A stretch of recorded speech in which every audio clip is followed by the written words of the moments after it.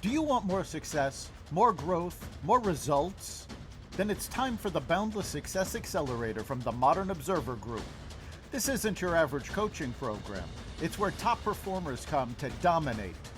Weekly group sessions, on-demand coaching, a community that's got your back, and a power-packed library of tools to supercharge your business and career. No more excuses, no more waiting. Get in, level up, and start building the life you've been dreaming about. Visit us at modernobserver.com/boundless success to join today. Let's get you to the next level.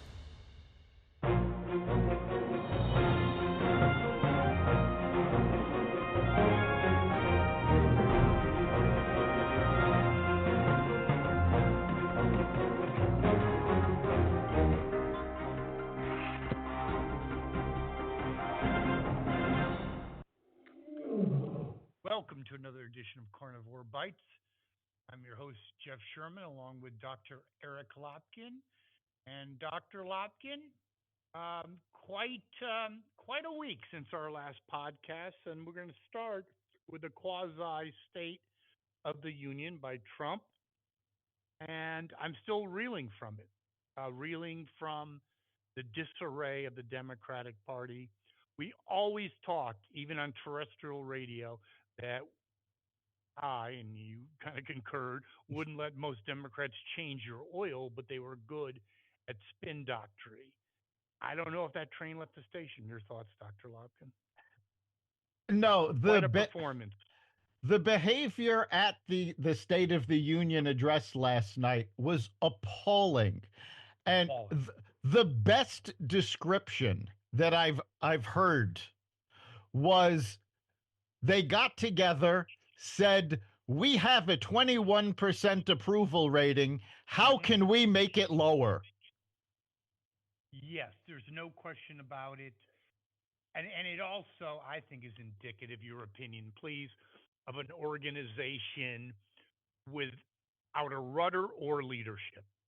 That what happened last night was indicative of a organization without leadership. And also, I'm not so sure Bill Maher, who is a liberal, I think he has a very good point, and a point rooted in history.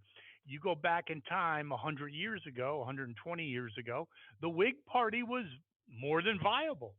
Yes. Are the Democrats going to be the new Whigs? I mean, what we've seen, I mean, it's actually something out of a Seinfeld episode or Curb Your Enthusiasm. They have a kid who, I mean, I'm not laughing. I mean, he's a brave kid. He has got cancer, and they don't applaud that. I mean, yeah, really? I mean, are you kidding me?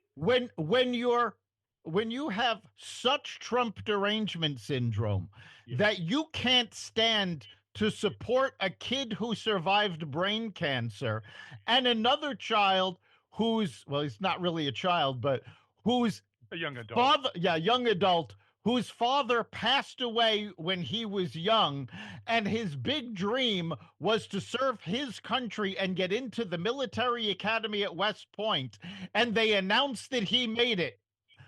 They're sitting on their hands, they're looking at their phones. It's like, really, you are out of touch with the American people. And what really cracked me up was that they decided to wear pink to show that they're for supporting women. And yet, 24 hours earlier, every Democrat senator voted against the Protection of Women Act. You are correct. And it goes down to also the 80-20 rule. Yep. And it happens hardly ever in politics. Usually you're splitting hairs, okay? But these things like, the border, transgender nonsense, guys in women's sports, they're 80-20. And yet, like you said, let's have a meeting and... 80% of the country was behind the Protection of Women rule, and they decided, no, this is the hill we're going to die on. We're going to fight for the 20% of the American people that don't want women protected. Okay, the analysis, Dr. Lopkin. Doctor, I, why? Why? It's not a rhetorical question. yeah, There's got to, I mean, because logic would, even if you don't effing believe it, okay? Like you don't believe the company's going in the right direction. You have to keep your job, and you say, yes, it's great, everything's awesome.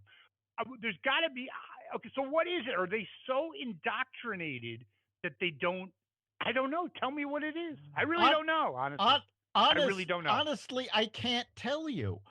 This is beyond me. CNN, in covering this morning, actually said you take these visuals and the Democrats have no chance of recovering during the midterms. This is What? this is CNN saying it.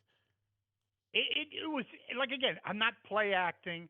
I'm aghast. I just can't, with the stupid little signs.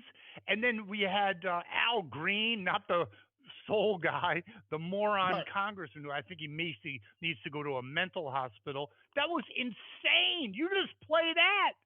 You just Yeah. play. What the hell are you doing? Well, Al Green, let's face It's it, insane. this wasn't just a random Democrat. This is a moron who has already crafted articles Impeachment. of impeachment because, quoting, ethnic cleansing in Gaza.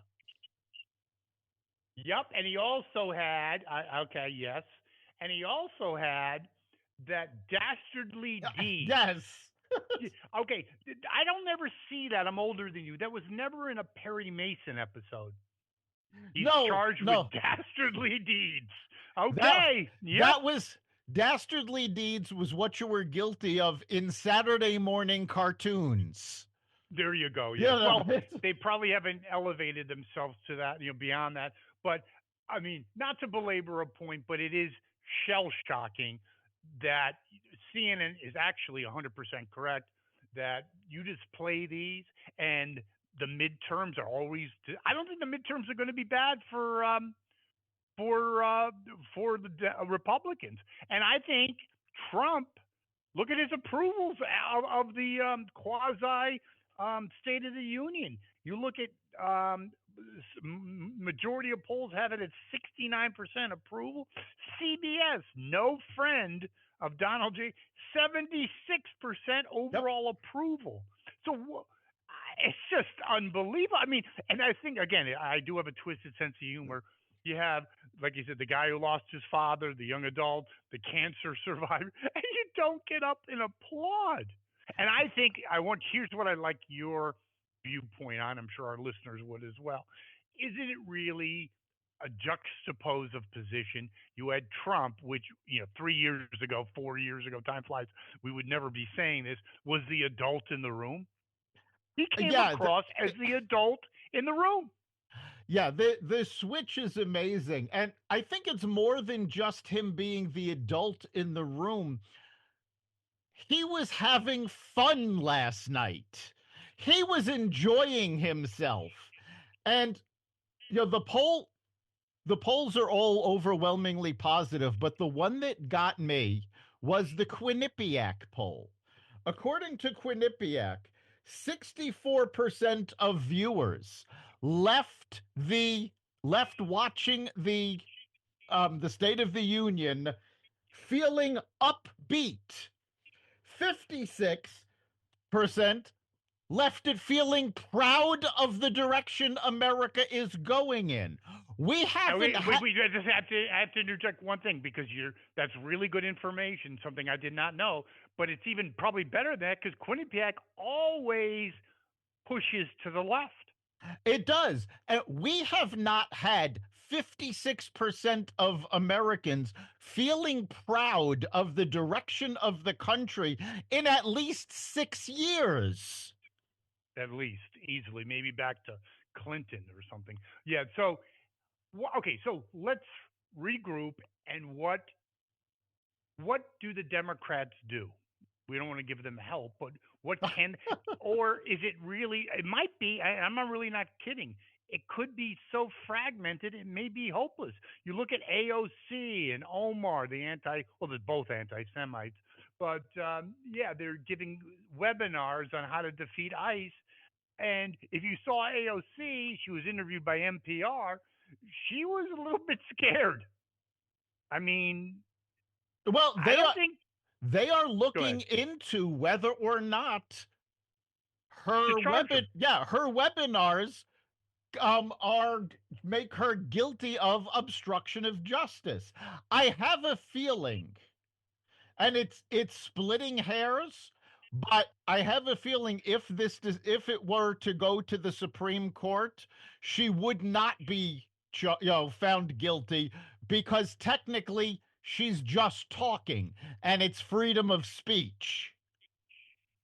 Okay, I understand. That would. Yeah, I think you're probably right. I do think again we're talking about messaging as well in terms of a marketing perspective. Uh, I think her ship. We talked about this before. Bernie's ship, Elizabeth's ship, has sailed. Yeah, It's it's like okay, I've seen the Beach Boys reunion like 20 years ago. I think I'm good. Thank you very much. you know there were a lot of polls and a lot of surveys that said the turning point in the 2024 election was an ad that Trump ran saying that he was for you while the Democrats were for them. Hmm. Yes, he Last ran night, heavily in Pennsylvania. Yes, he did. yes, last night, the Democrats doubled down on not being for you. They've basically said, you know what? We're not even going to try to fight for America. We want Trump to fail so badly that we will throw the country under a bus rather than do what's right for our constituents. I think that is well said, Dr. Lopkin, and that hits the nail on the head.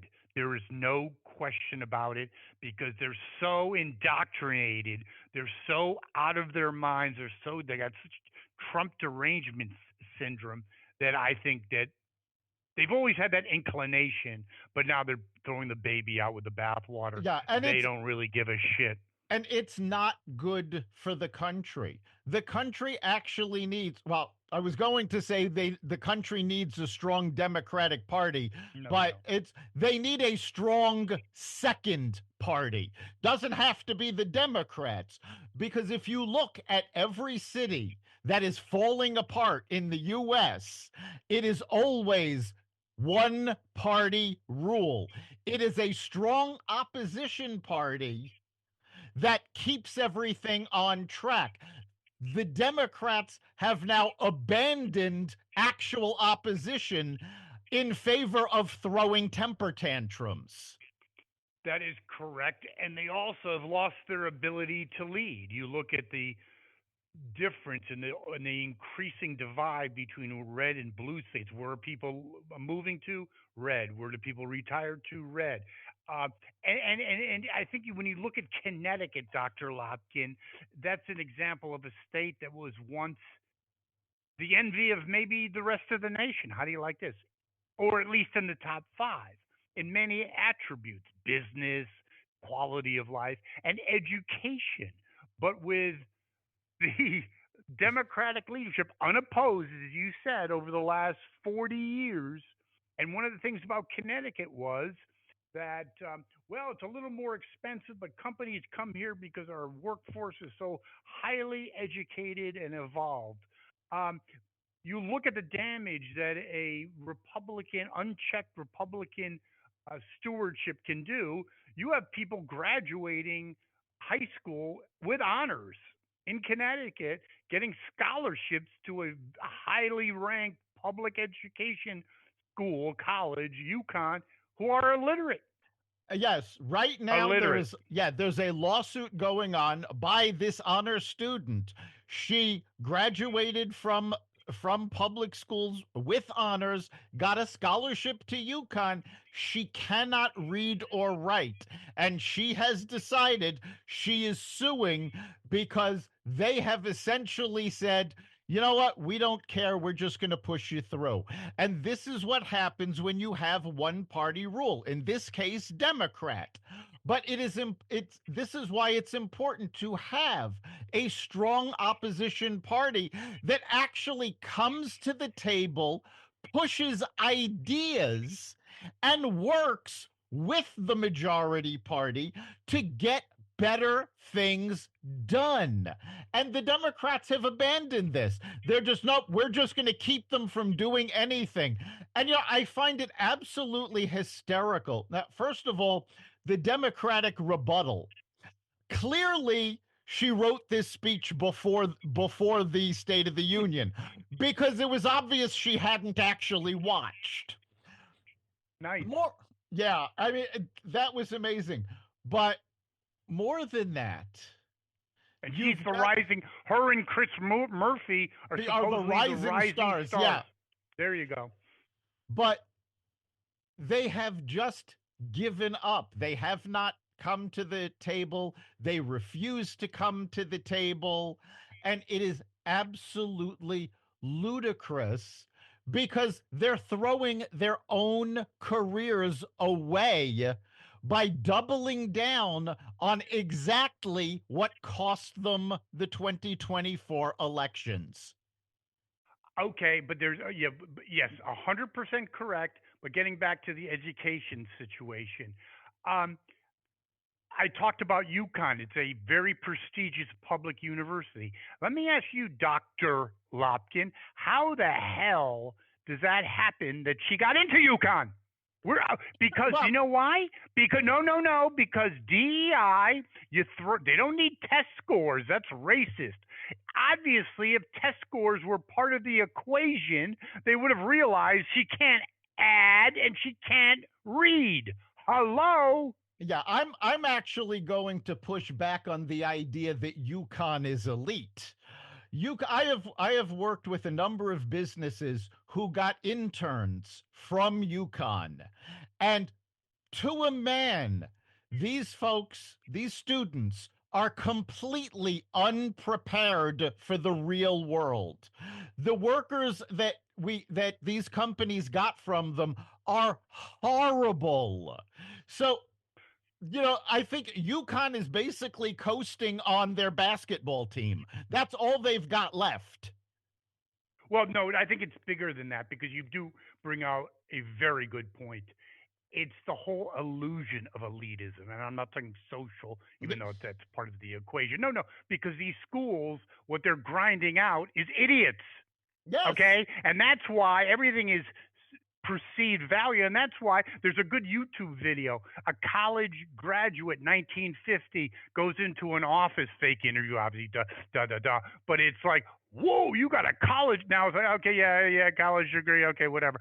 So they're diminishing their own self worth as prices go up, but it still shows you that these so-called elite institutions are not elite. And you can even look at the Ivy League, Barnard, Columbia, which I completely agree with the Trump administration pulling funding for their, let's just say, acquiescence to anti-Semitism. But the bigger picture is what we talked about a long time ago. If just like the Democratic Party, if our education system doesn't get its shit together, we're in deep doo doo. And I am for, not against, getting rid of the Department of Education because yeah, you look at Connecticut, but I think the band leader of all this is the Department of Education. You have more willing followers in deep blue states like Connecticut, but they're setting the tune. And if you look at some of these inner city schools, I'm talking high schools, maybe elementary schools, their focus is on victimization. And that's the ultimate form of abuse. You don't need to read. You've Yes, it been, is. and it's a fact of life. I know people that teach in those kinds of school districts, and if you knew what went on, you'd have a friggin' heart attack. There you Yeah, go. and if you take a look at school systems across the country, it is these deep school systems in deep blue states that are failing miserably. If you take a look at the test scores, the levels of math and reading, they're dropping Well, in more rural areas, and I don't mean suburban affluent areas, I mean poor rural areas in red states, their education is actually improving. So, the Democrats are fighting to keep the DOE. How dare you consider getting rid of it? Of course, they're fighting to keep it because without it, their followers are going to be up Schitt's Creek without a paddle.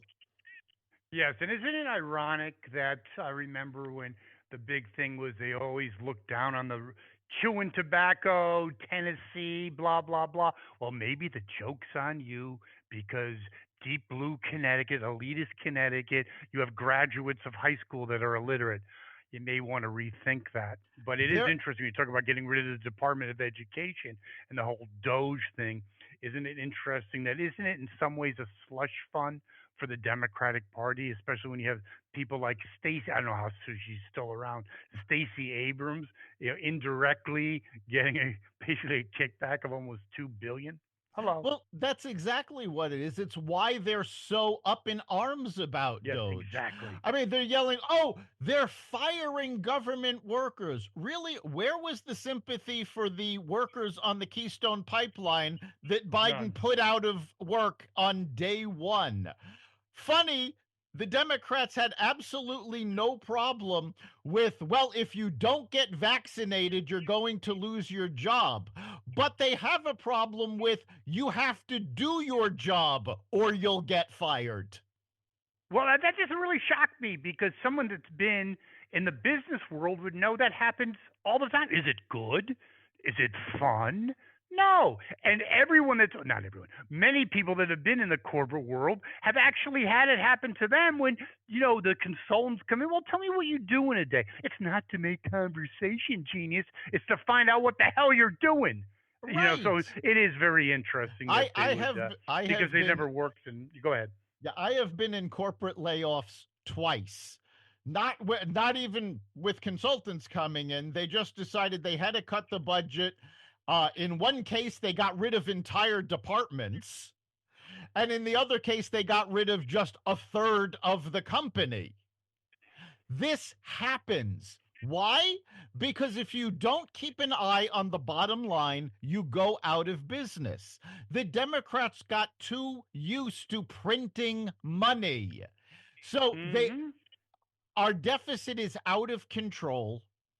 Unsustainable. And now they're saying, well, no, no, no, we have to keep these. Now, I'm willing to bet. Again, when I worked as a political consultant in New York City back in the late 90s, there were political jobs handed out like candy.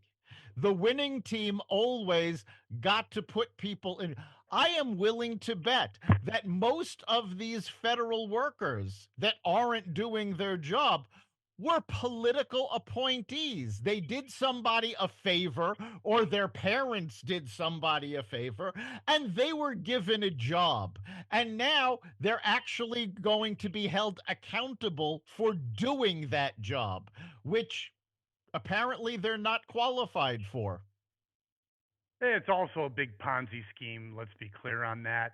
The monies get shifted over to these insane organizations, and just I'm sure by chance they find themselves with to Democratic causes or constituencies.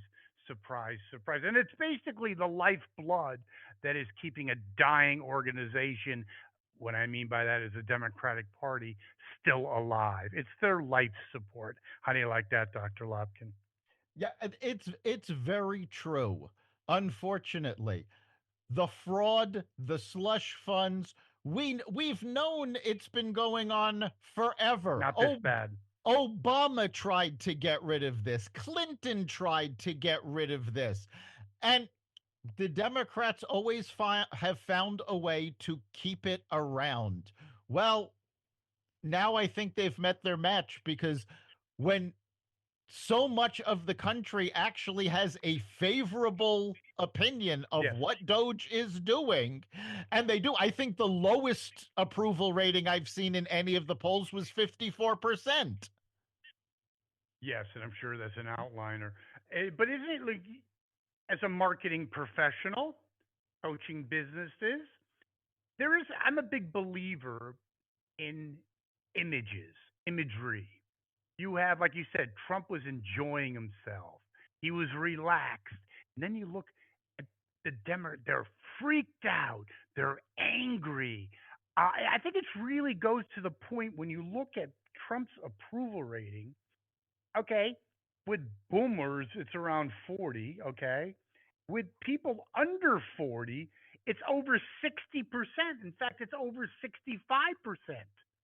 I think Republicans who used to be the country club elitist, boring. What they're the hipsters. It's the Democrats that are angry, mean, and old.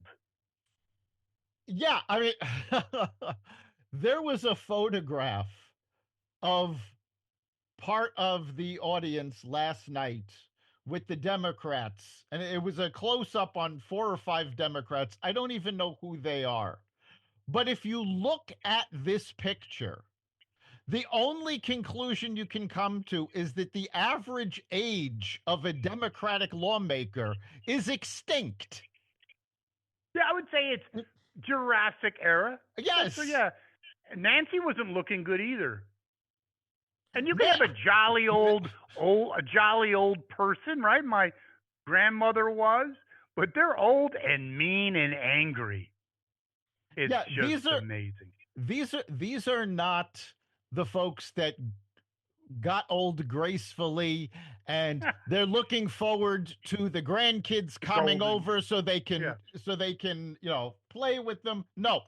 These are the old people who live in the house that when you're a kid, you're afraid to go near the house.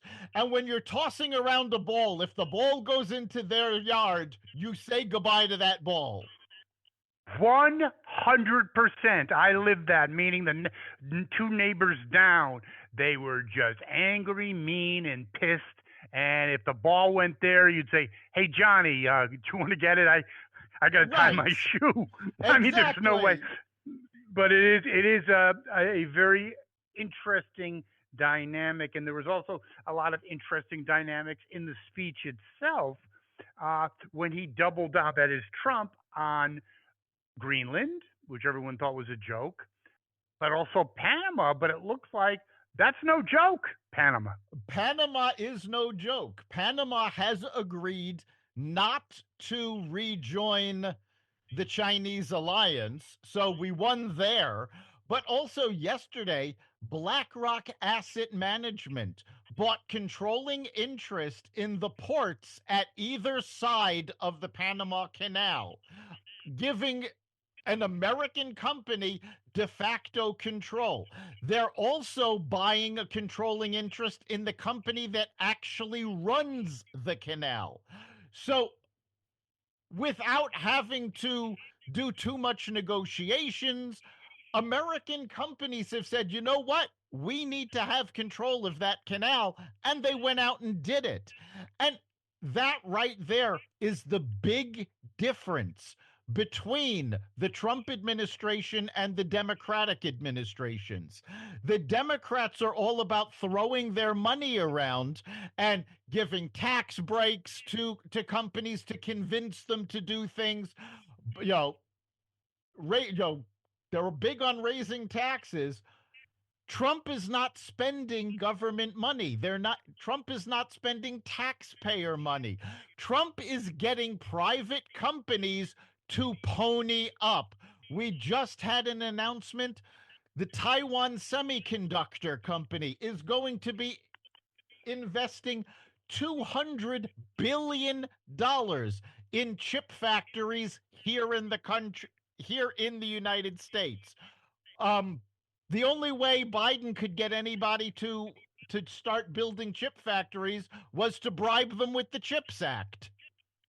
Yeah, and that went nowhere. And also, I'm not so sure they're interested in tax cuts for companies. I think your first point is more apropos, and that is their just knee jerk reaction is throw money at a problem, Yes. and everything will be solved because there is no constraints, you just print it. So I think that is very, very interesting. And you talk about money. One thing I'm totally on board with. His name is Senator Kennedy from um, from Louisiana, basically put together or put forth a bill defunding NPR. I think that's long overdue. Romney talked about that 10 years ago. I think it's because they're not national public. They're national. They used to be called, as a joke, National Palestinian Radio. But anyway, the point is they're just an arm, an apparatchik of the Democrat elite socialist party. They should Yeah, be defunded. you know, They got enough money. We don't need any more money, when NPR especially with and their PB salaries. well, yeah. When NPR and PBS were created, there was a need for them. You had three networks. Other than that, you had maybe two or three, if you were lucky, local channels other than the networks. And that was it. There needed to be a network that was going to be guaranteed that they were going to exist. Now, that's not the case. You have what, 500 different networks out there. You on top of that, you've got podcasts, you've got internet radio, you've got YouTube. PBS and NPR don't serve a purpose anymore. Oh, they serve a purpose for disseminating misinformation for the Democratic Well, Party. yeah, they're a propaganda arm of the Democrats, but there's I don't think they there's no accomplish anything because the only people that listen to them are dyed in the wool liberals anyway. I used to listen to NPR. Now I have an aversion for them, so I can't. I used to listen to Car Talk and Wait, Don't Tell Me, but now I can't. But I used to listen to I Science Friday. yes, that too. Yes, but the train left the station. And then, speaking of some of Trump's early initiatives and accomplishments, I think calling the cartels or deeming them terrorist organizations are was really good and has also spilled into dividends. They're actually afraid to leave their encampments, and Trump has put forces on the Mexican border by essentially quasi threatening them. I think long overdue. It's a It, existential threat to America. it is long overdue, and the Mexican government is actually trying to defend the cartels. They are suing. The case was actually heard by the Supreme Court yesterday. We don't know what the decision's going to be, but they are trying to sue the gun companies, blaming them for the cartel's violence. Has nothing to do Makes with the sense. fact that the Mexican government has been in the pocket of the cartels for 20 years. No, it's the Including their current leadership. yes, it's the gun company's fault. But what's really interesting is that we have now hit the lowest number of attempted crossings in probably a decade. For 4 years, the Democrats kept saying, well, there's nothing we can do about this. We need legislation, and the Republicans won't let us do it. Well, guess what? The Republicans got into office. They didn't need legislation. They were able to clean up the problem in under 30 days. Yes, and I believe I heard some analysis on that. That might have been the Trump's greatest soundbite when he said he didn't need new legislation, he needed a new president. That blew up and exploded that talking point that we just needed to come together and have new legislation. Yeah, okay. I don't think so. I think that's totally blown out. And right after our podcast of last week, Dr. Lopkin, we had the Zelensky meeting at the White House. Um, Very interesting. I think it was a net positive. How do you like that? Your thoughts? It was a net positive because Zelensky has now said, yes, he will come back to the negotiating table because he learned the hard way that nothing is going to happen with the Russian Ukraine war without America. They can't defend themselves without us. We're the ones footing most of the bill. He flew off to Europe where UK Prime Minister Starmer put together this great plan for the defense of Ukraine, and the French signed off on this. And in describing the plan, Starmer actually said, well, of course, this plan's going to rely very heavily on the US.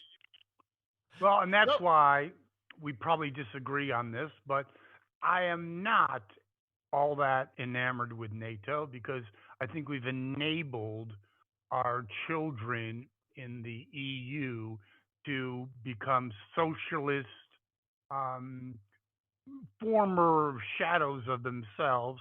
That England, one of the big forces in the victory in World War II, couldn't invade Rhode Island at this point. And if you no, look at the EU over the last 20 years, they are now 50% of the wealth factor of the United States. Um, you have to go down to like 25 for any in the top, 100 corporations in the world. Innovation gone. So Europe needs to get, their shit together too. yeah, And I they think they we've need to enabled get them. And yeah, they need to get their stuff together. It's absolutely ridiculous what they've allowed to happen. But what really got my attention was the media coverage of the Trump Zelensky argument. Like this was the only time this had ever happened in history. hmm Biden had the same argument with Zelensky, and the Democrats and the liberal media said nothing. Obama had basically the same argument with Benjamin Netanyahu and with the head of Pakistan. The Bush administration had the George W, not senior, had the same situation with the head of Pakistan. The only thing that made this different from all of the others is that there were cameras present. But Nope, nope. they're trying to use this as evidence that, oh, Trump is unfit. He's in the pocket of Putin. And again they fell back to Russia, Russia, Russia. Well, they can't help themselves, and neither can the mainstream media, CNN, MSNBC. Um, Even though they're failing, Democrats, mainstream, they can't. I think they're just so entrenched in their own ideology, a way of doing things. There's an old adage, if you've always solved problems with a pencil and you have a new computer put in your office, you're still going to go to the pencil. I think that's where we are with both the mainstream media and the Democratic Party. Kind of interested. Speaking of the mainstream media, we have Chuck Todd, a someone who's always carried water for the Democrats, come out and surprise, surprise, Gomer Pyle. He basically says that yes, he's come to the epiphany that Uncle Joe is really not a good family man or person, but really a son of a bitch. And he cites the point of having two troubled kids, but instead of taking care of them, decided to go run. That's a shock, isn't it? And isn't it really interesting? It comes out now. Hmm. Well, I mean the timing, I'm not gonna say this is a coincidence. I'm sure all of this is, you know, trying to jump on the same bandwagon. But Jake Tapper, Yeah, who book. for 4 years denied that there was anything wrong with Joe Biden, is now coming out with a book exposing the conspiracy to cover up Joe Biden's mental capacity. Yes, I think that is. By the way, the covering up of his mental capacity makes Watergate look like a joke. I Oh mean, yeah. we could have had a nuclear conflict with this guy in office. Yeah, The shell. I think Tapper, Todd, they're just basically trying to remake themselves so they can attempt to stay relevant, because let's face it, liberal media is cutting back left and right. We just saw Joy Reid get fired. ABC News announced layoffs this morning. The liberal media is falling apart. They're firing people left and right because they're not making any money because their viewers are leaving them in droves. They're interesting. I think you're right. They're trying to stake out a new identity, new relevance, but I think the old adage says, too little, too You late. know, maybe they're trying to position themselves to get, to for their own podcasts. Not unlike But we're not hiring them. right, not unlike Governor Newsom. Gavin Yeah. Newsom announced he's going to have a podcast. It's like, Oh, that's must listen to. yeah, and Unbelievable. he's Well, Dr. Lobkin, that concludes another edition of Carnivore Bites. It was a pleasure. A lot of stuff going on. I'm sure there'll be a lot of stuff going on next week, and our listeners can contribute to our show, can't they? yes. What do you think of what's going on? What was your impression of the State of the Union? Let us Yes. know. You can go to xvadio.com/connect, or you can message us on the Carnivore Radio Facebook page. We want to hear your opinion. And of course, you can catch every episode of Carnivore Bites at the Carnivore Radio website, xvadio.com, the Apple Podcasts app, YouTube, Rumble, Spotify, iHeartRadio, Audible, Amazon Music, and other platforms that respect freedom of speech. Thank you, Dr. Lopkin. I'll see you next week. We'll see you then.